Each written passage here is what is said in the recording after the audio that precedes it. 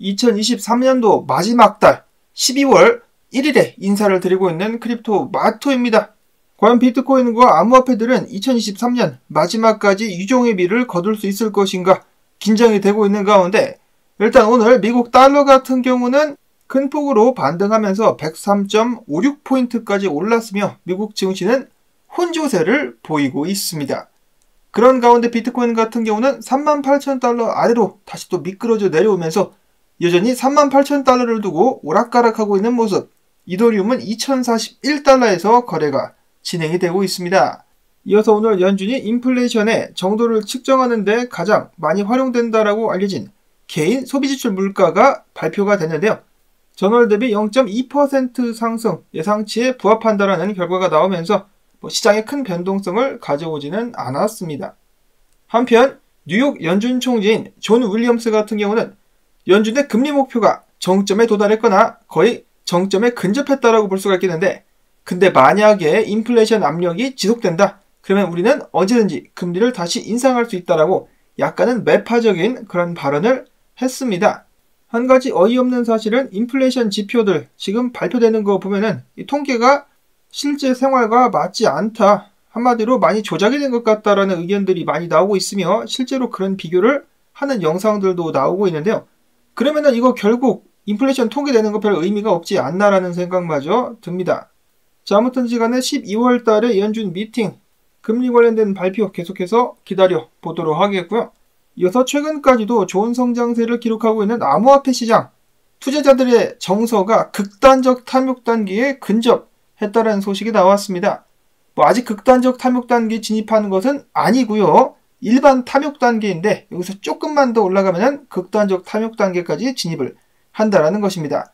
일반적으로다가 극단적 탐욕 단계에 진입하게 된다면 큰 조정이 오게 된다라는 생각을 해볼 수가 있겠고, 실제로도 그래 왔었는데 당연히 예외가 있다라면 불장 때죠. 불장 때는 극단적 탐욕 단계에 머물러가지고 와리가리를 치면서 비트코인 가격이 계속 올라가는 경향이 있기도 합니다.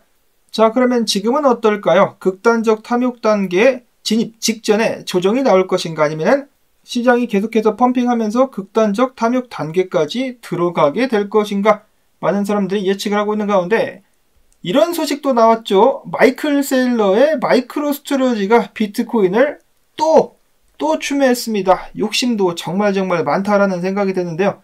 평단 36,785달러에 16,130개의 비트코인을 추매. 이런 식으로 혼자 다 해먹으면 다른 사람들은 어쩌라는 것인지. 여기서 그치지 않고 마이크로스트러지 같은 경우는 보통주 매각을 통해서 7억 5천만 달러를 추가로 조달하게 될 것이다 라고 밝혔습니다. 이거 조달해서 어디다 쓰겠느냐, 비트코인 또 사는데 사용되지 않겠느냐 라는 의견들이 나오고 있는 가운데, 역시나 마이크로스트러지가 비트코인 추매했다는 소식이 나오면 재수가 없다, 비트코인 가격이 떨어진다 라는 말을 증명이라도 하듯이 비트코인 가격은 해당 소식이 나오자마자 약 400~500달러 정도를 한꺼번에 쏟아내기도 했었습니다. 그러자 커뮤니티의 많은 사람들은 이런 트윗 나올 때마다 가격 떨어지는 거 정말 답답하다라는 그런 반응을 보이기도 했었는데요. 한 가지 과거와 다른 점이 있다라면, 예전 같은 경우 마이크로스트러지가 비트코인 사고 나면은 그 자리가 고점이 돼가지고 쭉쭉 떨어졌는데 지금 반등을 해주고 있다. 이런 상황에 대해서 비잔틴 제너럴은 한 가지를 더 덧붙였습니다. 자, 이런 식으로다가 마이크로스트러지가 비트코인을 매수를 한 것, 그동안에 코인베이스에서 누군가가 비트를 잔뜩 매수하고 있다는 의견이 나왔었는데 아마 그 정체가 마이크로스트러지가 아니었을까. 그런데 한 가지 신기한 것은 해당 발표가 나왔음에도 불구하고 거래소에 현물 비트코인 가격이 프리미엄이 붙어가지고 선물 시장보다 높게 거래가 되고 있다. 즉 테더보다 달러로 사는 것이 비트코인이 좀 더 비싸다라는 것인데, 이를 미루어 보았을 때 아마도 이 시장에 새로운 자금이 유입되고 있는 것이 아닌가라는 생각이 든다라고 평가를 내렸습니다. 기분 좋은 그런 분석이라고 볼 수가 있겠죠. 비트코인의 수요가 꾸준히 이어지고 있다는 것입니다. 이는 마이크로스트러지 외에도 다른 곳에서도 비트코인을 매수하는 사람들이 있다는 것이겠죠. 그들이 큰 회사들이기를 바라봅니다. 그리고 당연히 그들이 매수를 하는 배경에는 ETF 관련된 기대감이 깔려 있다고 볼 수가 있겠는데요. 미국 SEC와 해시덱스 미팅, 비트코인 현물 ETF의 긍정 시그널이다. 코인베이스 SEO도 비트코인 현물 ETF 승인을 낙관한다. 노보그라치 같은 경우도 현물 ETF가 승인됐을 때 비트코인은 사상 최고치 가격을 찍게 될 것이다. 회사 보고서도 그렇고 본인도 개인적으로 이렇게 이야기를 했었는데요. 막상 게리 겐세이 같은 경우는 최근에 건강한 시장협회에서 연설을 했었는데 기자들이 비트코인 현물 ETF에 대해서 물어보니까 얼버무리면서 이렇게 대답을 했다라고 하는데요. 비트코인 현물 ETF 문제를 사전에 판단하지는 않을 것이다. SEC의 리뷰 프로세스는 오랜 테스트 끝에 나온 결과물이다. 그리고 또한 암호화폐는 여전히 악행과 사기, 조작, 자금 세탁이 만연하다라고 하면서 다시 한번 전체 시장을 까내리는 듯한 발언을 덧붙이는 것을 잊지 않았습니다. 자금 세탁 신경 쓰지 말고 본인 양심 세탁이나 좀 하는 것이 어떤가. 언젠가는 정말로 뭐 하나 걸려가지고 샘 뱅크만이 옆에 깜빵으로 게리 겐슬러가 갈 수 있으면 좋겠다라는 바람 가져봅니다. 자, 그리고 비트코인 차트상에서는 긍정적인 신호들이 몇 가지 있었다라고 하는데요. 첫 번째로는 OBV 지표가 일봉 차트에서 드디어 저항을 뚫었다. 뿐만 아니라 12시간 봉에서 RSI 역시 저항을 뚫고 올라갔다라고 하는데요.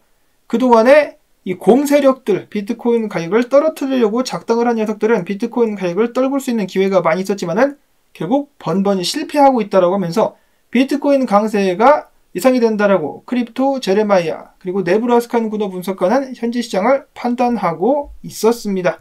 실제로 가격이 크게 빠지지는 않으면서 38,000달러대의 저항을 계속해서 두들기면서 저항을 약화시켜주고 있는 비트코인. 과연 좋은 모습 보여줄 수 있을 것인가? 또한 이러한 하락형 쐐기 패턴도 확인이 된다라고 하는데요. 뚫고 하늘 높은 줄 모르고 상승할 수 있으면 좋겠습니다. 로만 분석가 같은 경우는 지금부터 여러 시간대에서 살살살살 축적이 일어나면서 결국은 뚫으려고 준비를 하지 않겠느냐. 그렇지만은 38,000달러를 깔끔하게 뚫기 전까지는 나는 아직까지는 롱을 칠 생각은 없다라고 상황을 지켜보고 있었는데요. 크립토 누보 분석가는 원래 이런 식으로 떨어질 거라고 생각을 했었고 만약에 추가 상승한다라는 가능성이 보일 때는 38,000달러 상당에서 축적이 일어나게 될 것이다 라고 예측을 했었는데 지금 축적이 일어나는지 일어나지 않은 것인지 참 판단하기가 힘들게 38,000달러대를 오르내리면서 와리가리를 치고 있기 때문에 이 위에 완전하게 깔끔하게 올라가기 전까지는 롱을 치지 않겠다라고 이야기를 했습니다. 전체적으로 긍정적이지만 약간 애매한 그런 상황이다 라는 판단을 내린 것으로 보이고요. 자, 한편 이더리움 같은 경우는 미국 기준으로는 오늘이 11월 마지막 날이기 때문에 월봉 마감이 준비가 되고 있는 가운데 19개월 만에 월봉 최고가 마감을 앞두고 있다라는 분석을 매크로CRG 분석가가 공유를 했습니다. 이대로 마감이 잘 된다라면은 다음 달 그동안에 지지부진했었던 이더리움이 이번에야말로 달려줄 수 있지 않을까라고 기대를 또 해볼 수가 있겠죠. ADNL 분석가 같은 경우는 수위 차트를 봤을 때 내가 봤을 때는 높게 상승할 것 같다라는 그런 의견을 공유를 했었고 그 다음으로 무로 분석가와 다른 분석가들은 한국 사람들이 좋아하는 APT, 앱토스 토큰이 큰 폭으로 상승할 가능성이 있어 보인다라고 평가를 하기도 했었습니다. 자, 물론 비트코인에 따라 달리겠죠. 비트코인이 안정세 및 상승세를 보여준다라면 알트들도 힘을 낼 수 있을 것이고 그 반대라면은 비트코인이 다시 한번 알트코인 동생들 빠따를 치면서 가격을 끌어내릴 수가 있겠습니다. 자, 그 다음에는 오랜만에 알고랜드 관련된 소식. UN 개발 계획이 알고랜드 재단과 파트너십을 맺고 블록체인 아카데미를 출범하게 될 것이다 라는 소식이 나왔었고요. 다음으로는 최근에 다시 한번 강세를 보여줬었던 솔라나 약간의 하방 압력이 느껴진다. 고래 한 마리가 무려 1억 2,440만 달러어치 솔라나를 바이낸스로 옮겼다라는 것인데요. 개수로 치자면 204만 2,130개의 솔라나를 거래소로 옮긴 것입니다. 이거를 던지려고 하지 않겠느냐? 그러면 하방 압력이 예상이 된다라는 평가가 나왔었는데 자, 과연 이번에도 솔라나는 매도 물량을 다 받아 먹을 수 있을 것인가? 아니면은 이번에야말로 가격이 좀 하락하게 될 것인가? 마지막으로는 얼마 전에 카이버 수압이 해킹을 당했었다는 소식 전해드린 적이 있었는데요. 이 얼굴도 두껍고 뻔뻔한 카이버 수압 해커는 나타나가지고 내가 니들에게 협상안을 제안하겠는데 내가 훔친 돈 돌려줄 수 있는데 대신에 카이버 다오 운영권을 나에게 넘겨라 라고 요구를 했습니다. 이에 대해서 카이버 네트워크의 공동 설립자는 우리만큼 카이버 사용자를 아끼는 사람은 없다 생각을 해가지고 내일 성명을 발표할 것이다 라고 답변을 했다라고 하는데요. 정말 화가 많이 나겠죠. 해커 때문에. 정말 잡을 수 있다라면 요절을 내버리고 싶을 것 같습니다. 자, 과연 그들은 어떤 선택을 하게 될 것인가? 자, 그리고 어제 그 수리남 국가가 언급이 됐었는데 제가 수리남을 몰랐습니다. 자, 물론 그 드라마인지 영화인지 광고하는 것은 본 적이 있었는데 수리남 하니까 저는 무슨 뭐 고치는 남자, 수리하는 남자에 관련된 이야기인 줄 알았습니다. 아재 개그가 아니라 정말 그런 줄 알았어요. 자, 그게 아니었었고 그 국가, 한국 영화 및 드라마에서도 다뤘었던 그 국가가 비트코인을 법정화폐로 받아들일 수도 있다라고 하니까 응원을 계속해서 해주실 수 있기를 바라면서 주말 동안에 암호화폐 시장 다시 한번 상승 가져야라는 의미에서 채널 유지를 위한 광주뜻 부탁을 드립니다. 광고 재생을 해주셔야 저도 계속해서 영상을 만들 수가 있겠죠. 도와주시는 분들께 다시 한번 감사드린다는 말씀 전하면서 저는 다음에 새로운 소식 가지고 또 인사를 드리도록 하겠습니다. 안녕히 계십시오.